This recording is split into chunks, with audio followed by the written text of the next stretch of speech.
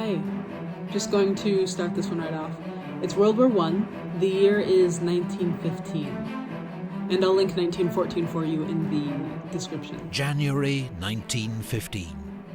World War I is just 5 months old, and already around 1 million soldiers have fallen. A war that began in the Balkans has engulfed much of the world. The Central Powers, Germany, Austria-Hungary, and the Ottoman Empire, fight the Allies, Britain, France, Russia, Serbia and Montenegro, Belgium, and Japan. In Poland and the Baltic, the Russian army has suffered a string of massive defeats, but continues to battle German and Austro-Hungarian forces. Austro-Hungarian troops have also suffered huge losses and are humiliated by their failure to defeat Serbia. In the Caucasus Mountains, Russian and Ottoman forces fight each other in freezing winter conditions. While on the Western Front, French, British and Belgian troops are dug in facing the Germans, in trenches stretching from the English Channel to Switzerland. The last time we watched a video on World War I, one of my subscribers sent me all of this information on trench warfare, and I didn't realize that they would get to a spot and start digging to have a good chunk of that trench done by the next day, within hours. Have you read All's Quiet on the Western Front? That's not trench warfare specific, but they mentioned it just there. It's a bit of fiction, but a very good book. As part of the world's first strategic bombing campaign, Germany sends 2 giant airships known as Zeppelins to bomb Britain. They hit the ports of King's Lynn and Great Yarmouth, damaging houses and killing 4 civilians. Could you imagine if on an alternate timeline, the Hindenburg disaster didn't happen and Zeppelin technology was able to evolve and become more efficient and safer, and the concept of riding on a Zeppelin wasn't such a foreign idea? At sea, at the Battle of Dogger Bank, the British Navy sinks 1 German cruiser, but the rest of the German squadron escapes.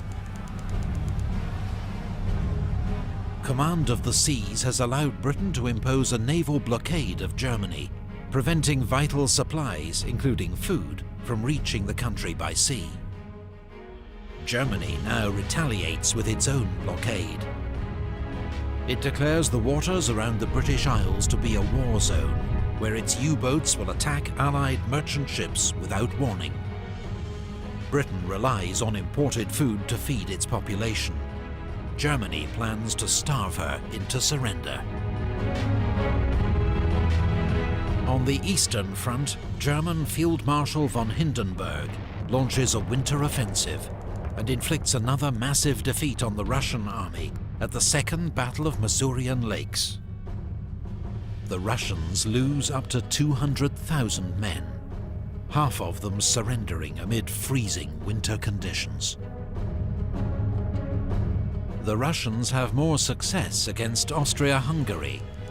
The city of Przemysl falls after a 4-month siege, netting the Russians 100,000 prisoners. Austria-Hungary's total losses now reach 2 million.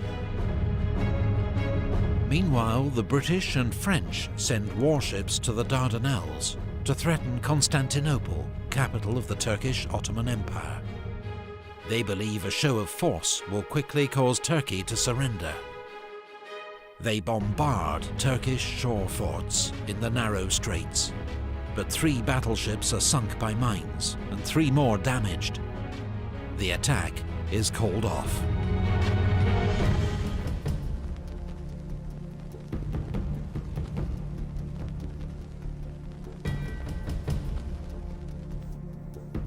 On the Western Front, the British attack at Neuve-Chapelle, but the advance is soon halted by German barbed wire and machine guns. British and Indian units suffer 11,000 casualties, about a quarter of the attacking force. I like that they mentioned the Indian units. Sometimes, we'll say in some recountings, that doesn't happen. Canada and the Anzacs aren't always mentioned either, which many of you have pointed out to me in past videos. 6 weeks later, at the Second Battle of Ypres, the Germans attack with poison gas for the first time on the Western Front. A cloud of lethal chlorine forces Allied troops to abandon their trenches. But the Germans don't have enough reserves ready to exploit the advantage. Soldiers on both sides are quickly supplied with crude gas masks as a chemical weapons arms race begins. Imagine how scary that must have been. The Allies land ground troops at Gallipoli, including men of the Australian and New Zealand Army Corps, Anzacs. the Anzacs. Their goal is to take out the shore forts that are preventing Allied warships reaching Constantinople. But they immediately meet fierce Turkish resistance and are pinned down close to the shore. The day before the landings, the Ottoman Empire begins the systematic deportation and murder of ethnic Armenians living within its borders. The Armenians are a long-persecuted ethnic and religious minority, suspected of supporting Turkey's enemies. Tens of thousands of men, women and children are transported to the Syrian desert and left to die. That's horrible. In all, more than 1 million Armenians perish. Armenians are primarily Christians, right? And then the Assyrians were also targeted in this genocide. The Allies condemn the events as a crime against humanity and civilization and promise to hold the perpetrators criminally responsible. To this day, the Turkish government disputes the death toll and that these events constituted a genocide. I said Assyrians and maybe some Greeks. I'm not sure about that. If you know, you'll have to fill me in, please.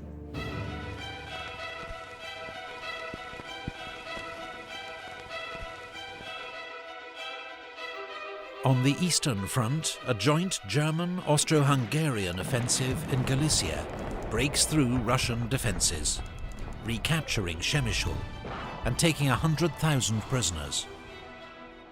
It is the beginning of a steady advance against Russian forces. At sea, the British passenger liner Lusitania, sailing from New York to Liverpool, is torpedoed by a German U-boat off the coast of Ireland without warning. A catalyst. 1,198 passengers and crew perish, including 128 Americans. US President Woodrow Wilson and the American public are outraged. But Germany insists the liner was a fair target, as the British used her to carry military supplies. In May, the Allies launched the Second Battle of Artois in another effort to break through the German lines. The French make the main attack at Vimy Ridge, while the British launch supporting attacks at Aubert Ridge and Festubert. The Allies sustain 130,000 casualties and advance just a few thousand yards. That summer, above the Western Front, the Fokker Eindecker helps Germany win control of the air. It's one of the first aircraft with a machine gun able to fire forward through its propeller, thanks to a new invention known as interrupter gear. Allied aircraft losses mount rapidly in what becomes known as the Fokker Scourge. German speakers, what does Fokker mean? Or is that a name? Italy, swayed by British and French promises of territorial gains at Austria-Hungary's expense, joins the Allies, declaring war on Austria-Hungary and later the Ottoman Empire and Germany. The Italian army makes its first assault against Austro-Hungarian positions along the Isonzo River, but is repulsed with heavy losses. Meanwhile, the Allies face a crisis on the Eastern Front. The Russians have begun a general retreat, abandoning Poland. German troops enter Warsaw on the 5th of August. Tsar Nicholas II dismisses the Russian army's commander-in-chief, Grand Duke Nicholas, and takes personal command. It will prove disastrous for the Tsar, as he becomes more and more closely tied to Russian military defeat. At Gallipoli, the Allies land reinforcements at Suvla Bay, but neither they nor a series of fresh attacks by the Anzacs can break the deadlock. Conditions for both sides are terrible. Troops are tormented not only by the enemy, but by heat, flies, and sickness. In the Atlantic, a German U-boat sinks the liner SS Arabic. 44 are lost, including 3 Americans. In response to further US warnings, Germany ends all attacks on passenger ships.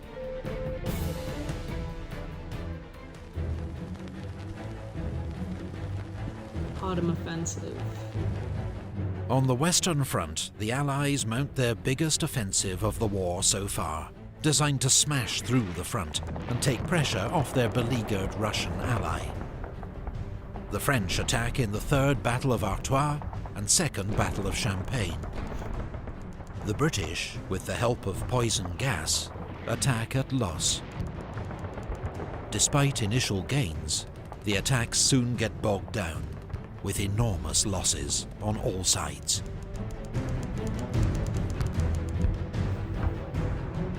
$192,000 French casualties, 147,000 German casualties, and then 57,000 British casualties. Allied troops land at Salonika in Greece to open a new front against the Central Powers and bring aid to Serbia. But the Allies are too late. Bulgaria joins the Central Powers, and their joint offensive overruns Serbia in 2 months. That winter, the remnants of the Serbian army escape through the Albanian mountains. Their losses are horrific. By the end of the war, a third of Serbia's army has been killed, the highest proportion of any nation. A third of their army, and they had a relatively small country. I'll link on the screen whatever I can find about how that translates to numbers, but imagine what that did to their population. Fierce fighting continues on the Italian front, as Italian troops launch the third and fourth battles of the Isonzo. Austro-Hungarian forces, though outnumbered, are dug in on the high ground and impossible to dislodge. In the Middle East, a British advance on Baghdad is blocked by Turkish forces at the Battle of Ctesiphon, 25 miles south of the city.